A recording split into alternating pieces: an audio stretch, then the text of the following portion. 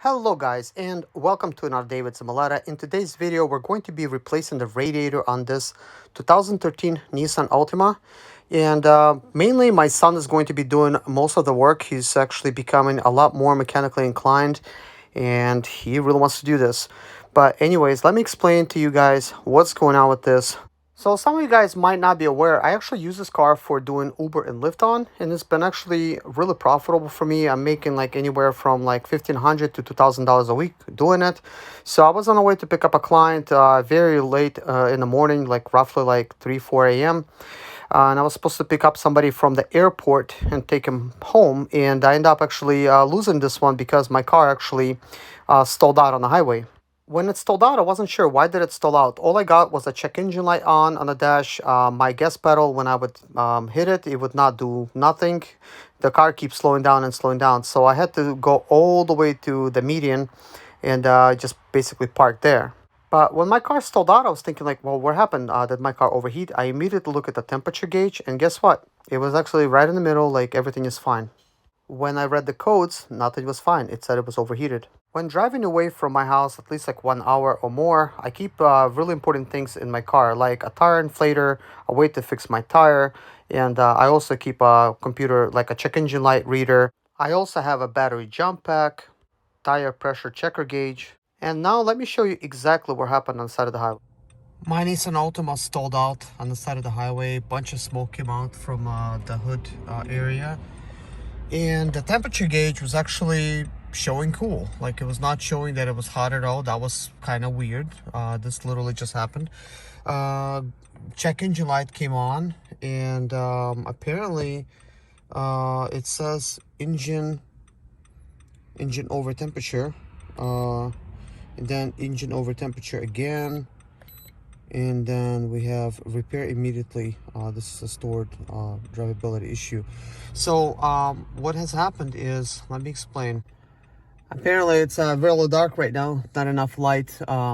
But anyways guys, as I was driving on the highway, I was going like roughly 65, and the car actually started kind of like losing power. As I'm hitting gas, it just will not allow it to go any further. It does look a lot like, overheating type of issue, especially when you have smoke rising up from the hood. What I did not understand is, how can this be when the temperature gauge was like really at center? So this like literally started overheating for like no reason. So at this point, I'm just gonna let the car cool off, even though as you've seen, it's like, I mean, it's not overheating, but hey, it's kind of weird, I guess. It's not, and at the same time, that's the codes that I got. Sometimes the temperatures on these cars, they're a bit, faulty and stuff, and it's a good thing that the car will kind of like start stalling out like this, is because it's a safety measure to keep you from damaging your engine. So apparently, I don't know if I lost water or what, but recently, for some reason, I had to add some water, like almost a gallon of water to the radiator. So I was like thinking like, where did that water go? Because I wasn't getting any type of leaks, and I always pay attention and I look underneath my car. Everything was good. So apparently somehow it's taken water, but I'm not getting any smoke from the tailpipe, none of these type of things. So this is kind of like what I'm looking at right here. As you see, there's still little smoke rising from here. There is some splashiness, which I'm not sure how this actually got over here in this area. There was lots of smoke in this area here. Apparently in this area some water has come out. So I think it could be the fact that the radiator is kind of faulty. I did have a kind of like a leak on it before. We fixed this type of issue. Apparently it's coming back. I don't know. I might just need to either redo that or get another radiator. But there's also some water here in this area. You see my overflow tank. Is there actually any water inside? No. So like you don't want to have to remove the radiator cap up until the car actually cools off, because when you remove it, you change the pressures and stuff, and actually damages the vehicle more. So this is a better idea just to leave it on. Guys, it is now 7:30 in the morning. I've been waiting for a tow truck for over 3 hours, but that's okay. At least I have AAA and it's going to be free, and they're gonna tow me approximately 40 miles. But that being said, at night I didn't just sit around. I have some water, so what I end up doing is I waited till my car completely cooled down, and I poured like a couple of bottles of water inside of the radiator, and it absolutely leaked out immediately, which makes me think, like, what is it? Like, why is it really leaking out like so much water at the same time? So I guess I will see once I remove the radiator. Guys, tow truck is here. I don't know if you could see him, but he's kind of right. He is in my rear view. Green truck.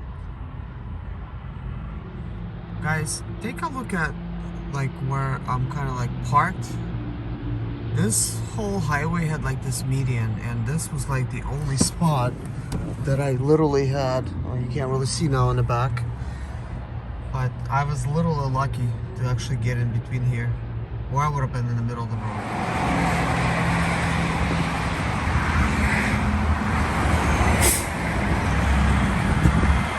Guys, I'm in the truck now, in the tow truck. It's much quieter here because it's so loud outside, and my car is up and up over there on the ramp. So I'm scanning my vehicle using Carly. It's plugged in into my OBD2 reader down there. You could see it blinking. Okay, found 11 issues. Interesting. Let's see what they are. So there's body control module issues. Here's all the descriptions. There is ABS sensor, and there's transmission. So I'm gonna try to look over this stuff and get back to you guys. Apparently all of these codes are generic. It just kind of shows, you know, like previous stuff that has happened. And over here it says acceptable for these type of issues. So I'm gonna try to delete them. So apparently I did find cylinder 5 fuel injector circuit short to B positive or something. 1217 code. So that's actually kind of serious, and my car's having startability issues right now.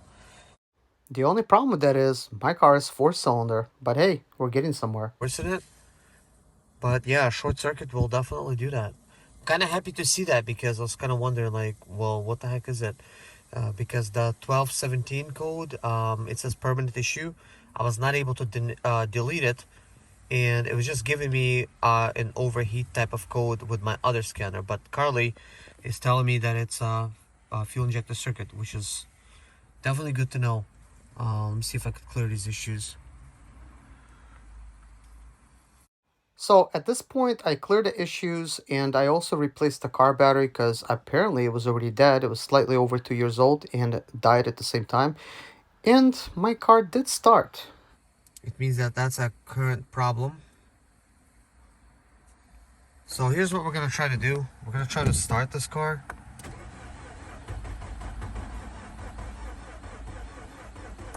And that's all I'm getting. I could force it and eventually it's going to start, but that is all. But hey, at least I know. Cylinder 5, fuel injector circuit.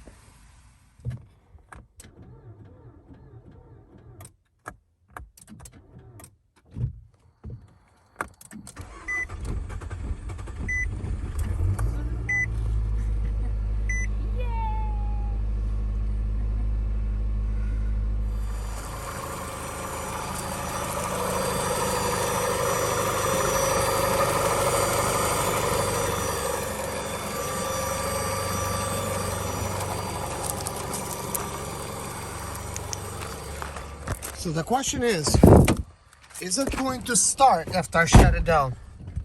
So let's shut it down.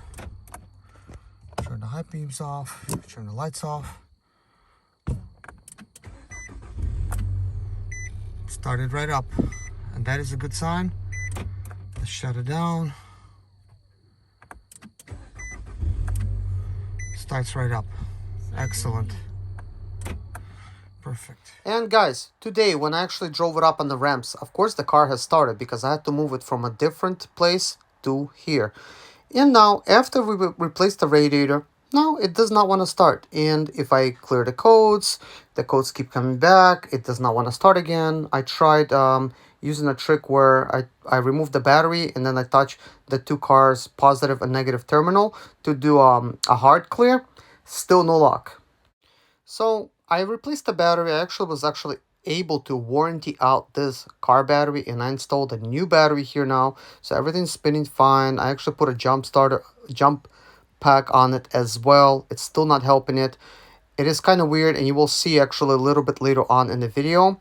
So we replaced the radiator, the thermostat. I also installed fog lights in the bumper while Kevin actually was doing this whole entire job, which I'm very surprised, and I'm really proud of him how far he has come. I mean, he literally did this whole job by himself. As you can see in the time lapse, he just removed everything, installed everything, and I only assisted him here and there when he had a question. But anyways, I will show you everything that has happened after we installed everything. And if you guys have any opinion on this, let me know. I'm also going to do further looking and checking to see what this might be.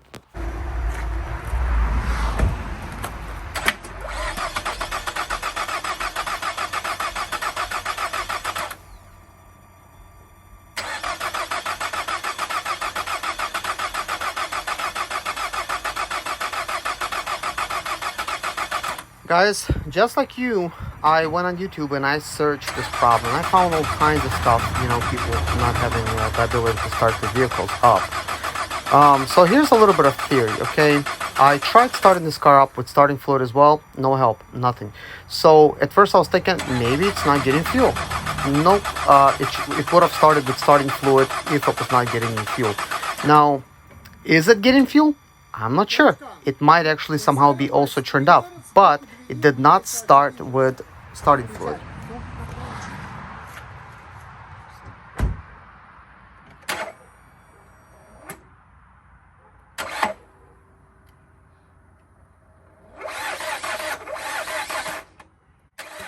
At this point, I'm not sure what that was. Can anybody tell me? I know one thing is we possibly ran the battery down, but this whole entire time I had a jump box connected to it as well.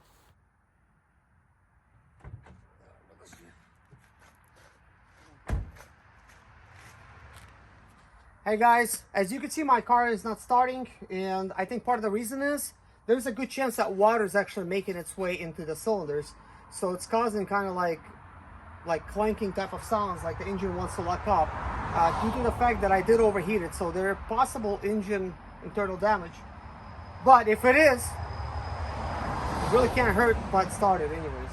So what are you gonna really do? So I'm gonna need to plug in the heat sensor. Let's see. This tells the engine temperature. So I bought a brand new sensor. So sometimes when those things go out, it also will not want to start. In this video, I just wanted to give you guys kind of like an introduction to what's going on and show you what we did so far. But there's lots of guesswork, and at the same time, we want to have a plausible type of solution to this problem.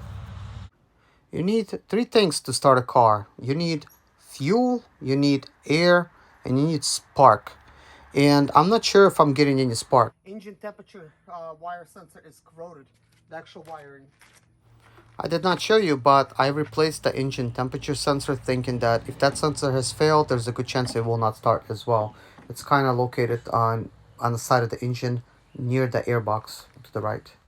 I do think there's a possibility of, for instance, having bad fuses that burnt out or bad sensor that burnt out, and this can cause an immediate type of fault code to be triggered. So like I delete the code, each time I delete it, it comes right back. So that means that problem is there, and it does not matter if I start the car, don't start the car, immediately as soon as I delete it, it comes back. Also, my head gasket and intake gasket might be good. We don't know that. But at the same time, there's a possibility where spark plugs has failed, because this car does have 125,000 miles. Ignition coils might have failed. And if this happens, yes, also it will not start. But in order to get those things tested, we need to also test the compression. We need to pull the spark plugs out. We need to take a look at the spark plugs, see if they're wet. We need to drain all the oil, see if we got any water in the oil. And there's also a way to check the ignition coils. There's a kit that I just ordered for that to be done. So I'm getting a P0118 code, engine coolant temperature sensor 1 circuit high. That's because we unplugged it. Engine coolant temperature sensor 1 circuit high, intake temperature sensor, because I unplugged the master flow sensor. That's a PO. Well, let's see. And then engine over temperature, overheat, P1217. That is the most important one. This one was always showing on current, and I think while that is still on, it's going to prevent the engine from starting up. And another one, PO18, engine coolant temperature sensor circuit high. So I'm gonna try to delete these codes. Let's see what happens.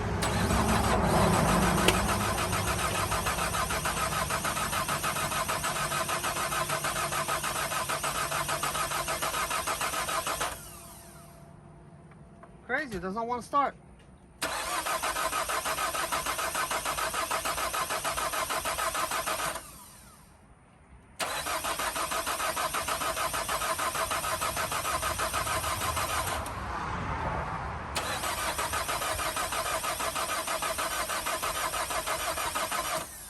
And that's going to be it for the video.